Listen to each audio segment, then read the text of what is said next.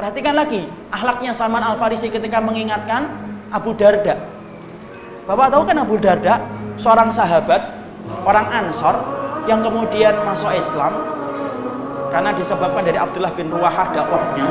Tapi apa yang terjadi? Abu Darda, Pak, itu akhirnya kemudian ketika Salman Al-Farisi, karena Salman Al-Farisi ini dipersaudarakan dengan Abu Darda, maka kemudian tiba-tiba Salman Al-Farisi datang ke rumahnya Abu Darda, lalu kemudian mendapati Abu Darda, istrinya itu menyajikan dan pakaiannya itu berantakan.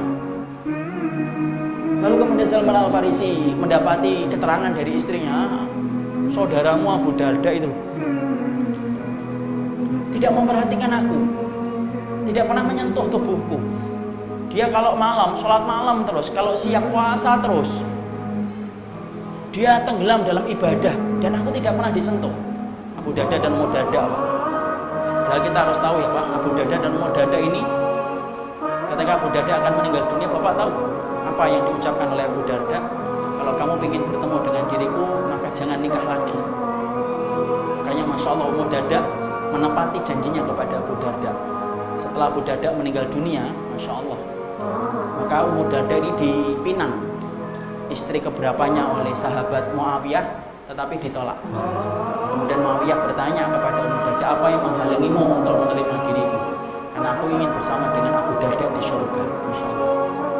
Jadi boleh nggak kita berwasiat kepada pasangan kita supaya tidak menikah setelah kita mati? Boleh. Tapi wajib ditaati.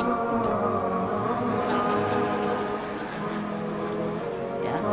Misalkan ada seorang istri ngomong, Mas jangan nikah lagi ya, maka kemudian boleh ditaati, boleh tidak. Ya. Maka kemudian akhirnya Abu Darda ketika mendapati keterangan itu tentang Abu Darda, Masya Allah, Salman Al-Farisi apa yang dilakukan oleh dia? Salman Al-Farisi kemudian langsung minta izin tidur di rumahnya Abu Darda. So, dia tidak langsung membenarkan berita yang disampaikan oleh Ummu Darda. Dia tidur di rumahnya Abu Darda. Kenapa? Ingin membenarkan bagaimana kesalahan yang dilakukan oleh Abu Darda. Dia tidur. Lalu kemudian setelah tidur, baru tidur bersih sebentar, lalu kemudian Abu Darda bangun, ingin sholat, dipegang tangannya oleh Salman Al-Farisi. 6, tidur. Enggak, aku mau sholat. Enggak, tidur. Aku mau sholat, tidur. Masya Allah ya. Abu Darda ngerti ini tamunya dimuliakan. Dia tidur.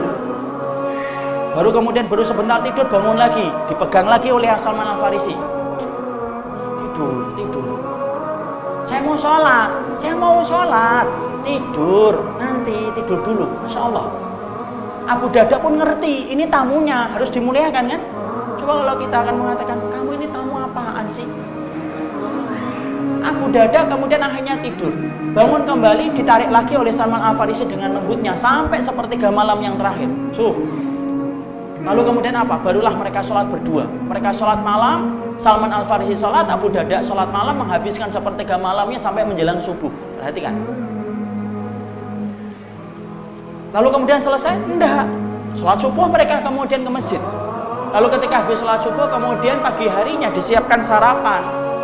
Maka kemudian Salman Al-Farisi ketika akan makan, kemudian Abu Darda dihidangkan, ayo makan. Enggak, saya lagi puasa. Kul, makan.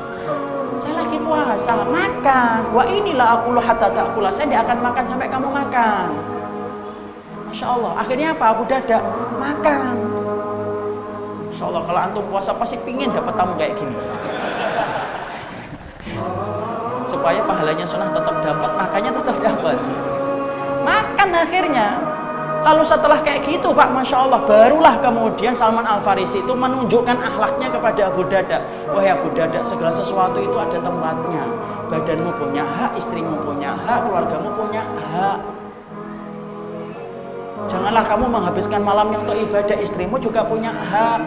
Janganlah kamu menghabiskan siangmu dengan puasa, kamu juga punya hak untuk makan. Masya Allah. Ternyata seorang Salman Al-Farisi menyampaikan nasihat supaya Salman Al-Farisi, supaya Abu Darda memberikan hak dalam setiap bagian hidupnya. Itu tidurnya sampai tidur dulu di rumahnya Abu Darda, dan dengan lembutnya dia menyampaikan itu, Pak. Padahal bisa diringkas itu habis isya. Bisa nggak diringkas? Bisa. Abu Darda sini, ngomong nih. Aku dapat cerita nih dari istrimu nih. Katanya kamu kamu tidak pernah jamah tubuh istrimu ya? Jangan gitu dong. Sunnah itu. Kamu katanya kalau siang tidak pernah buka ya? Tidak boleh gitu. Sehari puasa, sehari tidak dong. Kan selesai, Pak. Selesai atau tidak selesai? Selesai. Tapi ternyata Salman Al-Farisi tidak mengambil itu. Salman Al-Farisi tidur dulu, dia ngelihat dulu benar atau tidak beritanya. Masya Allah, setelah dia melihat, dia sampaikan dengan cara yang lembut. Dan itu pun tidak menyalahkan. Bahasa yang dipilih oleh Salman Al-Farisi itu apa? Fa'ati kulladzi haqqin haqqahu. Wahai Abu Darda, maka berikanlah setiap tubuhmu, setiap segala sesuatu itu haknya. Itu lebih dari 24 jam, Pak. Setelah tidur bersama dengan Abu Darda, baru menyampaikan nasihat itu. Ini lebih lama ini dari aturan kita untuk lapor ke RT. Karena apa? Akhlak. Kita ambilkan contoh-contoh nyata supaya gambaran itu jelas, Pak. Karena akhlak itu bukan riwayat-riwayat yang kita kupas dan kita kaji menunjukkan tentang akhlak, tapi kemudian keluar dari majelis ilmu tidak ada akhlaknya. Bukan itu. Oh, banyak sekali kajian ilmu yang membahas tentang akhlak, tapi Masya Allah setelah keluar majelis ilmu tetap tidak pernah nyapa sama orang yang beda sama dia. Tidak pernah kemudian memberikan tegur salam sama orang yang beda ngajinya dengan dia. Masya Allah. Kehidupan akhlak itu indah dibahas di majelis ilmu, tapi kemudian gersang ketika di luar majelis ilmu. Kenapa? Gagal di dalam mempraktekkan. Karena akhlak itu hanya dicontohkan ketika kita bertemu dengan kelompoknya, tapi tidak dicontohkan ketika tidak bertemu dengan kelompoknya. Coba, Masya Allah. Ketika yang meninggal orang Irak tidak memberikan empati, yang meninggal orang Iran tidak memberikan orang Irak tidak memberikan empati. Ketika yang meninggal orang Afghanistan tidak memberikan empati, tapi kalau yang meninggal kelompoknya memberikan empati. Ini kan menunjukkan bahwasanya banyak orang yang hari ini pinter, dokter di bidang akhlak, tapi hanya untuk kelompoknya. Tapi dia awam di luar kelompoknya. Kalau kemudian bicara akhlak kepada kelompoknya, Masya Allah bagaikan mutiara emas yang mahal harganya. Tapi di luar kelompoknya, Masya Allah bagaikan lempengan besi yang tidak ada harganya, itu akhlak dia. Ini kan bukan semacam itu. Karena sesungguhnya apa? Masya Allah, kalau kehidupan akhlak itu kita contoh dari para sahabat saja toh, ini belum membahas tabi'in loh, belum membahas tabi'ut tabi'in loh. Ini baru membahas akhlak ketika bersama orang yang beriman saja. Masya Allah, kita akan jumpai itu jutaan faedah akhlak yang disampaikan oleh para sahabat. Karena apa? Masya Allah, hari ini yang hilang dalam kehidupan kita itu apa? Akhlak. Padahal Masya Allah, kalau kita tidak punya akhlak, Pak, berapa banyak orang yang akan meninggalkan sunnah ketika orang yang mengaku memahami sunnah tidak punya akhlak. Jangan sampai ya kita dibenci karena akhlak. Kenapa? Siapapun yang dibenci karena akhlak itu musibah.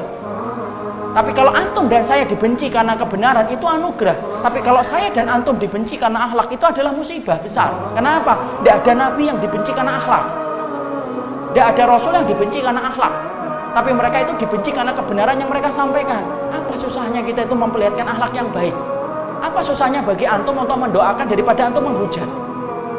Apa susahnya bagi antum untuk diam ketika antum tidak paham daripada antum ikut berkomentar tetapi antum tidak paham? Karena apa? Masya Allah, kehidupan ini akan gersang sunnah itu kalau kita tidak punya akhlak. Orang hari ini rame-rame meninggalkan sunnah, bisa jadi karena kesalahan kita tidak memperlihatkan akhlak yang baik. Panggung kebenaran itu sedikit pengunjung, betul, banyak komentatornya, iya. Tapi jangan-jangan panggung ini sedikit pengunjungnya, itu kesalahan para pelakon di atas panggung sunnah itu tidak memperlihatkan akhlak. Mari kita muhasabah.